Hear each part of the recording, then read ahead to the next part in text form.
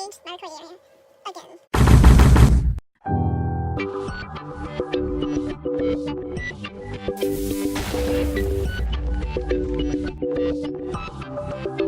Hi everyone! Back with another video, and the week hasn't even ended yet. This has to be a record for me. Today in this video, I'm going to be doing something very new on my channel. I'm going to be doing a TBR, and not just any TBR.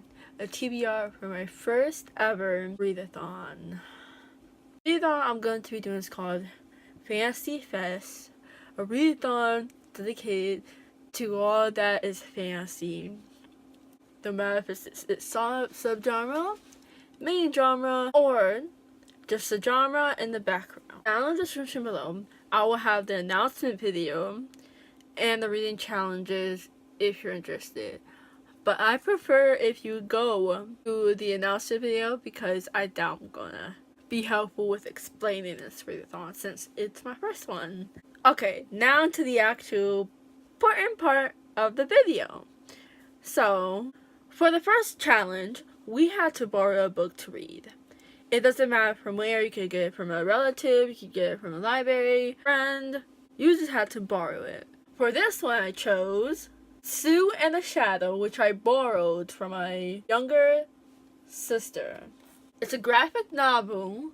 I know little to nothing on what it's about, which I prefer to have with most books. But it's also in the fantasy genre, so I thought, why not try it out since it was just sitting there. I don't know. For our second reading challenge, we had to read a short story. I don't have the physical copy, but for this one, I chose The City Born Great, which I think was a urban fantasy story that I found online that I thought would be great to read for this. If I don't show it on here, it's probably because I can't do that right now, but hopefully in the future, you'll see it up there. For the third writing challenge, we had to read a self-published book, and you did not want to know how hard it was to find a physical copy of a self-published book, but I was able to find one. I chose for this one Surviving Serendipity, sorry if I butchered the title up, because I never actually heard of this word, by Jacqueline Van. I'm so sorry for butchering not only your name, but the title. It's funny how I got this. I went to this bookstore where they had sold youth books, and I asked them for a book that was with fantasy self-publishing. They looked in the back and they pulled out this for me. I was like instantly intrigued by the cover and stuff. And again, I know little to nothing about this one. You're gonna see a pattern in this as I go along. But not only the cover drawn to me, it just screamed to me, read me. I combined the next two challenges, 4 and 5.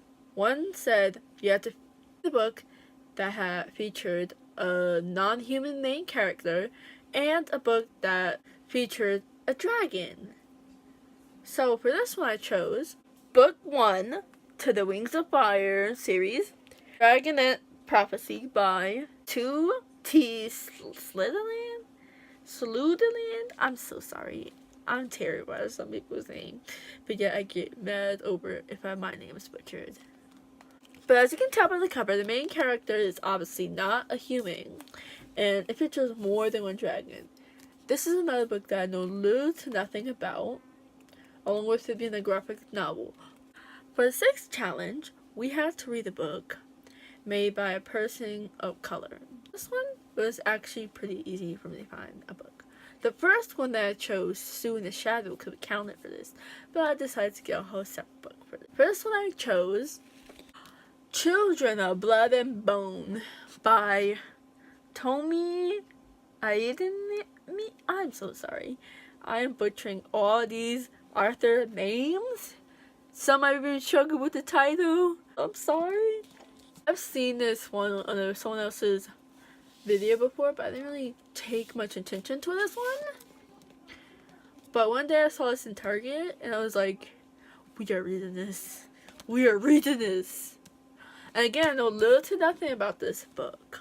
I realized earlier that you can hear the voices in the background. Please ignore the voices that you're possibly hearing in the background. For the 7th challenge, we had to read a book with 600 plus pages, or at least just 600. For this one, I chose the Goblet of Fire, Harry Potter's 4th book. That started long ago, but I decided to drop and ignore it.